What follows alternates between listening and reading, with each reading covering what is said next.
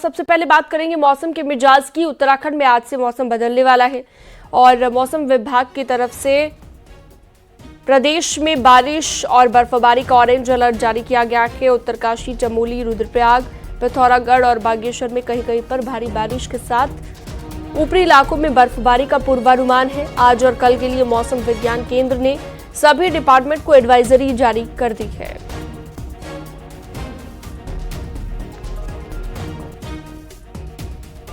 और चलिए, ज्यादा जानकारी के लिए हमारे साथ भारती सकलानी लाइव जुड़ चुकी हैं। भारती, उत्तराखंड में आज से मौसम बदलने वाला है, मौसम विभाग का ये कहना है। कितने दिनों तक मौसम खराब रह सकता है, क्या जानकारी, और ठंड कितना बढ़ सकती है? देखिए, आज और कल के लिए ये ऑरेंज अलर्ट जारी किया गया है और 2500 मीटर से जो ऊपर के इलाके हैं वहां पर भी कहा गया है कि बर्फबारी देखने को मिल सकती है। खास तौर पर उत्तरकाशी, बागेश्वर, ये वो इलाके रहेंगे। पिथौरागढ़ के भी कुछ हिस्से रहेंगे जहां पर तेज बारिश की संभावनाएं जताई गई हैं। इसके अलावा मौसम विज्ञान केंद्र की तरफ से ये भी कहा गया है कि कहीं कहीं पर आकाश से बिजली भी गिर सकती है, इसलिए सतर्क रहने की जरूरत है। गवर्नमेंट को भी यहाँ पर एडवाइजरी भेज दी गई है ताकि सभी डिपार्टमेंट्स को अलर्ट मोड पर रखा जा सके। कल के लिए कहा गया है कि कल ये बर्फबारी जो है वो ऊपरी इलाकों के साथ साथ 2500 मीटर से तक के जो इलाके हैं वहां पर भी देखने को मिल सकती है। तो फिलहाल तो 2 दिन का ही ये अलर्ट दिया गया है, आज और कल का। इसके बाद मौसम विज्ञान केंद्र की तरफ से कहा गया है कि मौसम साफ रहेगा, लेकिन 4 तारीख के बाद फिर से मौसम बदलने के आसार है। ठीक है, बहुत शुक्रिया विस्तार से जानकारी देने के लिए आपका, भारती सकलानी। आगे बढ़ते हैं, देहरादून की बात करते हैं। आईएएस पीसीएस ऑफिसर्स के ट्रांसफर हुए हैं। 6 आईएएस, 12 पीसीएस ऑफिसर्स के तबादले। एमडीडीए सचिव मोहन सिंह बरनिया का भी तबादला हुआ है। अपर आयुक्त आबकारी बनाए गए हैं बरनिया।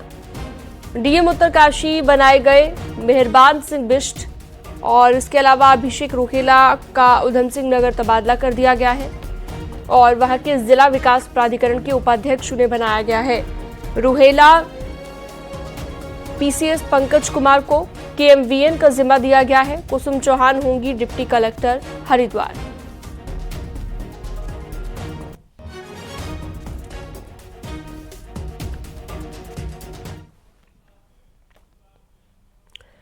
जोशीमठ में भू धंसाव के बाद लोगों की चिंता बढ़ रही है। लोगों का ये कहना है कि जोशीमठ के आसपास जो जगह सुरक्षित है वहां पर स्थानीय लोगों को बसाया जाना चाहिए। साथ ही सेना के पास जो जमीन लोगों की है उसमें भी स्थानीय लोगों को रहने के लिए आवास बनाए जाने चाहिए ताकि लोगों को यहां से पलायन न करना पड़े। जोशीमठ को 3 भागों में बांटा गया है। 14 से अधिक डेंजर जोन बनाए गए हैं।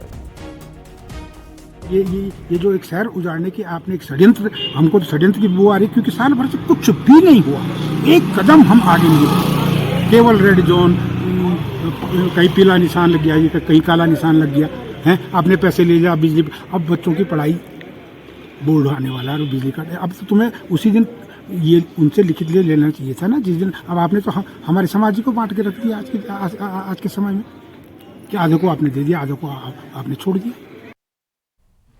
और चलिए, ज्यादा जानकारी के लिए नितिन सिंहवाल जोशीमठ से हमारे साथ लाइव जुड़ चुके हैं। नितिन, जोशीमठ के पास ही लोगों को बसा दिया जाए, इस तरह की मांग की जा रही है कि पास में ही बचाया जाए। कुछ लोगों को किराए के घर में भी शिफ्ट किया गया था, वो भी उन्हें दिक्कतें जिन लोगों को आ रही थी वो वापस अपने घर लौट गए। तो अब ऐसे में आगे क्या प्लानिंग है, किस तरह से उनका पुनर्वास होगा, क्या जानकारी?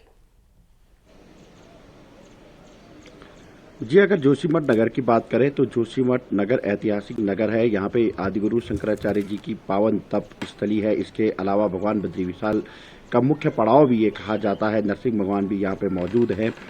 अगर हम देखें तो जोशीमठ नगर के जो स्थानीय लोग हैं और जो यहाँ पर पीढ़ी के दर के हिसाब से रह रहे हैं, यानी कि पीढ़ी वाइज पीढ़ी यहाँ पे रह रहे हैं, वो यहाँ से शिफ्ट होना नहीं चाहते हैं क्योंकि उनका लगाव इस पूरे नगर से है। ऐसे में अब लोगों की मांग है कि जो यहाँ पे जो सुरक्षित इलाके हैं, चाहे वो सेना का जो एरिया है उसको सुरक्षित बताया गया है, वहाँ पे लोगों को बसाया जाए, वहाँ पर लोगों के मकान बनाए जाए, ये लोगों का अब कहना है।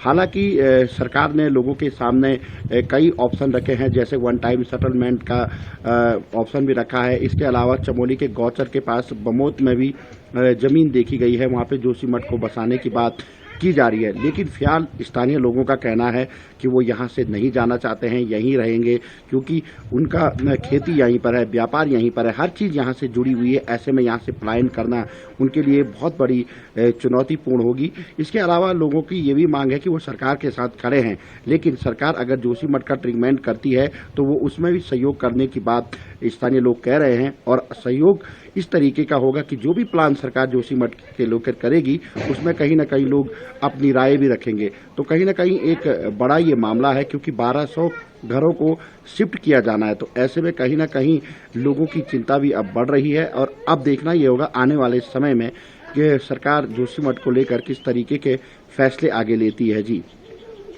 ठीक है नितिन, बहुत शुक्रिया तमाम जानकारी के लिए आपका। नैनीताल में पंगूट देचौरी बगड़ सड़क खस्ताहाल हो चुकी है। ये सड़क कई जगहों पर टूट भी गई है। 2018 में सड़क में डामरीकरण भी हुआ था, लेकिन 6 महीने के बाद भी डामरीकरण पूरा नहीं हो पाया। पंगूट महरोडा बगड़ पर्यटक स्थल को जोड़ने वाली सड़क की हालत इतनी खराब है कि पर्यटक भी आधे रास्ते से ही वापस लौट रहे हैं, जिससे पर्यटन कारोबारियों को बड़ा झटका लग रहा है। वहीं 12 से ज्यादा गांव को जोड़ने वाली इस सड़क के खस्ताहाल होने से ग्रामीणों को अस्पताल आने जाने में भी दिक्कत होती है। ऐसा नहीं है कि इसकी शिकायत अधिकारियों को नहीं की गई, बावजूद इसके अब तक सड़क का सुधार नहीं हो पाया। महंगी महंगी गाड़ियां लेके आते हैं और पंगूर से नीचे आने के लिए और कई बार तो वापस भी हो जाते हैं। रोड इतनी हालत खस्ता है रोड की। पंगूर देचौरी मोटर मार्ग है, इसमें मरीज ले जाने में भी दिक्कत रहती है। गड्ढे हुए हैं, कितने लोग बाइक वाले ऐसे ही गिर जाते हैं। और आगे पंगूर देचौरी में 2 किलोमीटर टेंडर हुआ है, जो अभी 2-3 महीने से बाधित है। कोई कार्य नहीं चल रहा है, बार बार कहने पर भी कोई नहीं सुन रहा है। और चलिए ज्यादा जानकारी के लिए वीरेंद्र बिष्ट हमारे साथ जुड़ गए हैं नैनीताल से। वीरेंद्र, 12 गांव को जोड़ने वाली ये सड़क जो खस्ताहाल हो चुकी है, अब प्रशासन का क्या रुख है इसे लेकर, क्योंकि बहुत बार अधिकारियों से गुहार लगाई गई कि इसे ठीक कर दिया जाए।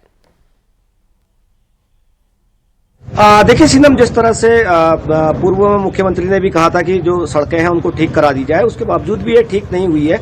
और महत्वपूर्ण बात यह है कि 12 गांव के साथ ये पूरा इलाका जो है वो पर्यटन से जुड़ा हुआ है। दिल्ली या मुंबई शहर समेत अन्य शहरों से यहाँ लगातार जो टूरिस्ट हैं वो आते हैं और जो वीकेंड के दौरान यहाँ पर काफी भीड़ भाड़ भी रहती है। लेकिन जो वाहन हैं उस सड़क में चल नहीं पा रहे हैं, तो कई बुकिंगें कैंसिल भी हो रही हैं। स्थानीय लोग भी इस बात को कहते हैं कि अगर बीमार को ले जाना होता है या फिर जो पर्यटक हैं वो आते हैं तो वो यहाँ तक नहीं पहुँच पाते हैं, दिक्कतों का सामना करना पड़ता है। लेकिन अधिकारियों से जब ग्रामीणों ने लगातार इस बात को कहा है कि सड़क का सुधारीकरण कर दिया जाए।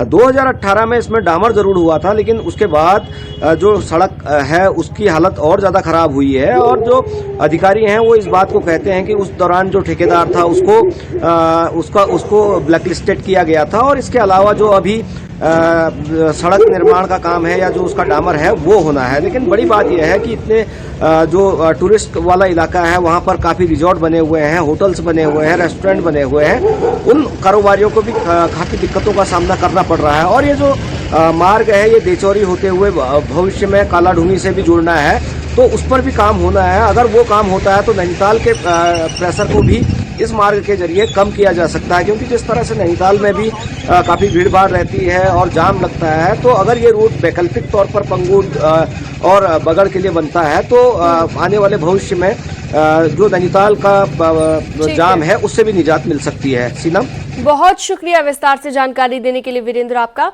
आगे बढ़ते हैं। राधा रतूड़ी उत्तराखंड की नई मुख्य सचिव होंगी। मुख्य सचिव एसएस संधू आज रिटायर हो रहे हैं और उनकी जगह अब 1988 बैच की सीनियर आईएएस अफसर राधा रतूड़ी राज्य की मुख्य सचिव होंगी। आज राधा रतूड़ी की तैनाती के आदेश होंगे और इसके साथ ही उनके खाते में उत्तराखंड की पहली महिला मुख्य सचिव होने का रिकॉर्ड भी जुड़ जाएगा। हालांकि राधा रतूड़ी का भी कार्यकाल 31 मार्च तक का ही बचा है।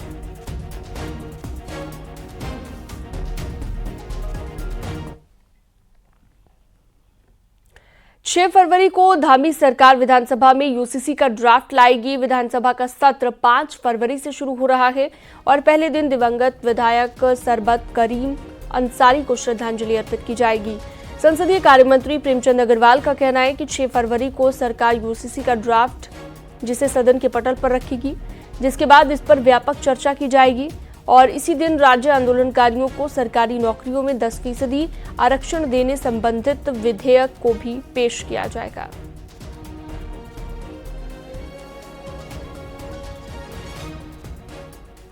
हम लोग प्रयास करेंगे उस दिन 6 तारीख को हम यूसीसी को टेबल करें और उसके बाद फिर इस पे व्यापक चर्चा करें। ऐसे ही हमारा क्षैतिज आरक्षण वाला विषय है उसको भी टेबल करेंगे, फिर उस पे व्यापक चर्चा करेंगे।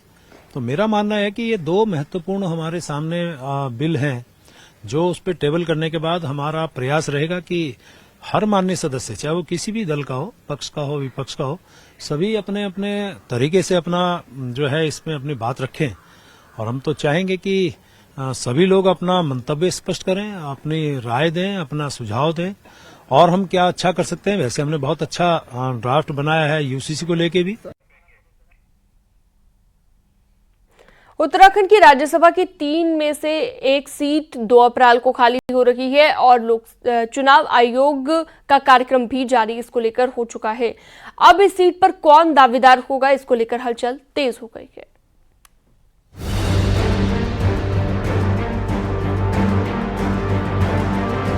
उत्तराखंड की 3 में से 1 राज्यसभा सीट अप्रैल में खाली हो रही है।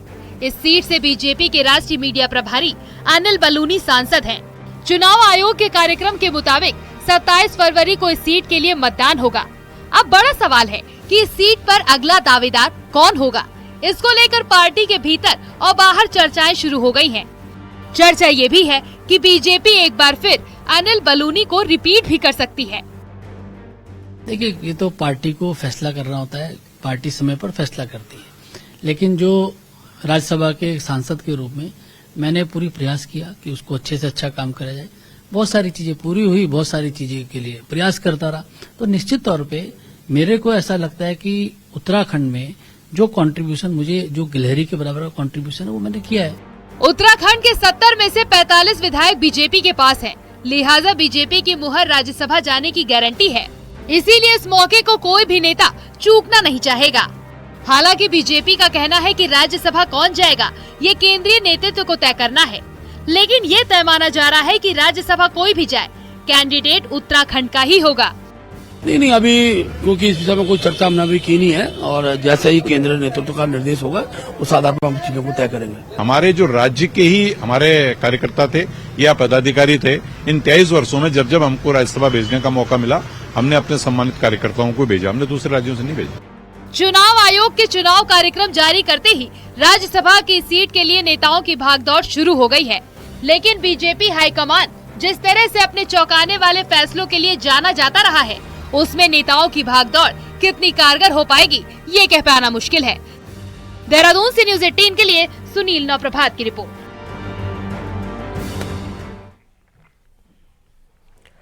22 जनवरी को अयोध्या में हुई राम मंदिर की प्राण प्रतिष्ठा समारोह पर भारत ही नहीं दुनिया के अन्य देशों में बसे हुए हिंदुओं ने भव्य तरीके से स्वागत किया। दक्षिण अमेरिका के गुयाना देश में स्थित एक रामकृष्ण मंदिर के पुजारी इन दिनों हरिद्वार पहुंचे हुए हैं। गुयाना की बर्बिस सिटी में बने एक हिंदू मंदिर में 22 जनवरी को जोर जोर से रामचरितमानस का पाठ हुआ।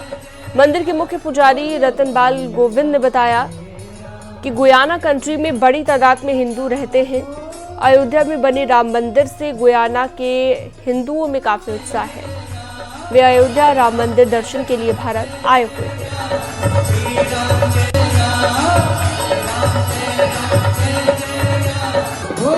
It was such a wonderful occasion for the people of Guyana. Not just one मंदिर, लेकिन हर सिटी, हर गांव में लोग ने श्री राम जय जय राम संकीर्तन किया। कुछ लोगों ने राम लीला भी किया। कुछ लोगों ने राम जी की छोटे छोटे बच्चों को ड्रेसअप किया। वोकल फॉर लोकल और स्थानीय प्रोडक्ट के प्रचार प्रसार में जीआई टैग महत्वपूर्ण भूमिका निभा रहे हैं। बागेश्वर में भी स्थानीय प्रोडक्ट को मार्केट में एक नई पहचान मिल रही है। देखिए,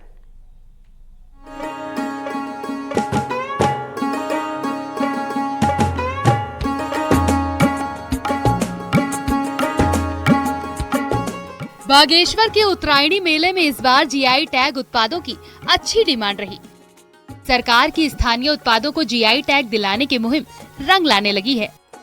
ऐसे में स्थानीय तांबे के बर्तन और दूसरे कई उत्पादों की जमकर बिक्री हुई। इसके साथ ही तांबे पर किए गए एपर भी लोगों को काफी पसंद आए। स्थिति ये है कि मेले के बाद इन प्रोडक्ट की डिमांड और बढ़ने लगी है। जय प्रोडक्ट करने, टमटा क्राफ्ट को जय प्रोडक्ट होने से हमें मार्केट मिला जय का, और जो बाजार से मटेरियल बनाते थे हमारे नाम पे वो बेचते थे, वो चीज़ें बंद हुई है और जय प्रोडक्ट पर हम टमटा क्राफ्ट का हैंडमेड उत्पाद अच्छा बिक रहा है।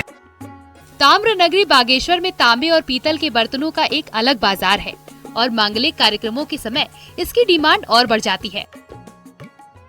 जिला प्रशासन ने भी ताम्र शिल्प कला को आगे बढ़ाने में काफी मदद की, जिससे यहाँ के कारीगरों को एक नया बाजार मिला। फैंसी आइटम है, छोटे छोटे क्या कहते हैं, लोटे हो गए, आरती हो गए, और छोटे बच्चे घाघरे हो गए, और फ्रिज बोतलें हो गई। ये चीज़ों का आजकल क्या है, समय के हिसाब से ये चीज़ें ज़्यादा मांग हो रही है, इस चीज़ की ज़्यादा मांग है, यही चीज़ों की हो रही है। कुल बागेश्वर का जो एक खराई पट्टी है वहाँ पर वो ट्रेडिशनली तांबे का काम होता गया है। लोगों को काफ़ी फ़ायदा भी हुआ है और लोग अब छोटे छोटे सोवेनियर के रूप में, छोटे छोटे उत्पादों के रूप में उसको बेच रहे हैं, तो लोग उसको खरीदारी भी कर रहे हैं और एक मार्केट एक बढ़ा है उनका। ये बहुत अच्छी बात है। तो इससे आगे आने वाले जो हमारे जो तांबे के शिल्पकार हैं उनको भी प्रोत्साहन मिलेगा। जीआई टैग से पहाड़ के छोटे छोटे कारीगरों की किस्मत बदल रही है। अब यहाँ तांबे के बर्तन से लेकर कई दूसरे उत्पादों को तैयार कर रहे हैं, जिसे बाजार भी हाथों हाथ ले रहा है। न्यूज़ 18 के लिए बागेश्वर से सुष्मिता थापा की रिपोर्ट।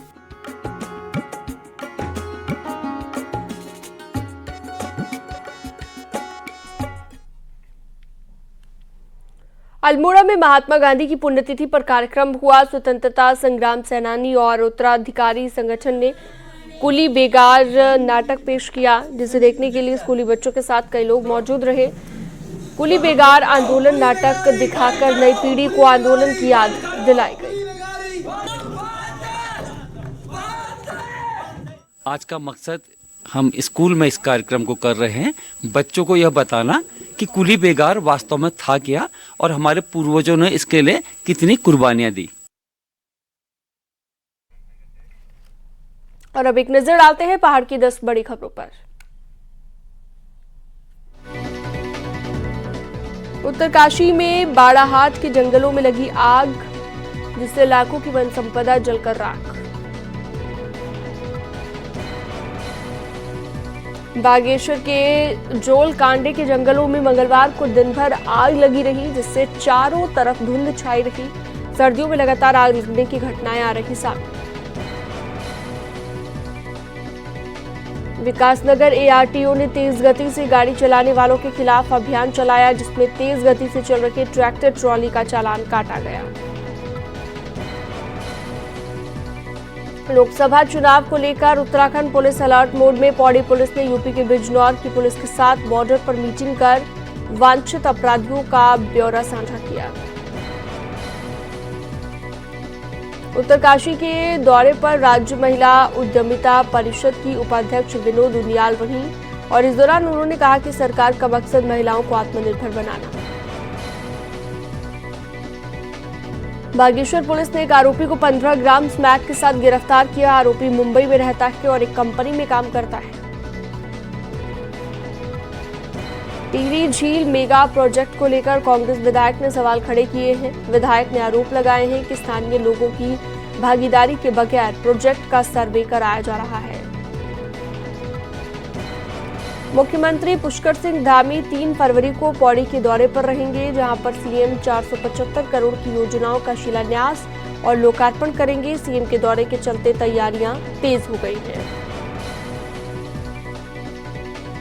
बागेश्वर में कांग्रेस के कार्यकर्ताओं ने महात्मा गांधी की पुण्यतिथि को शहीद दिवस के रूप में मनाया और पार्टी दफ्तर पर उनके चित्र पर माल्यार्पण कर उन्हें श्रद्धांजलि अर्पित की। उत्तरकाशी में डीएम ने जनता दरबार लगाया, जिसमें 21 शिकायतें दर्ज की गई। तुरंत निपटाने के भी निर्देश दिए गए।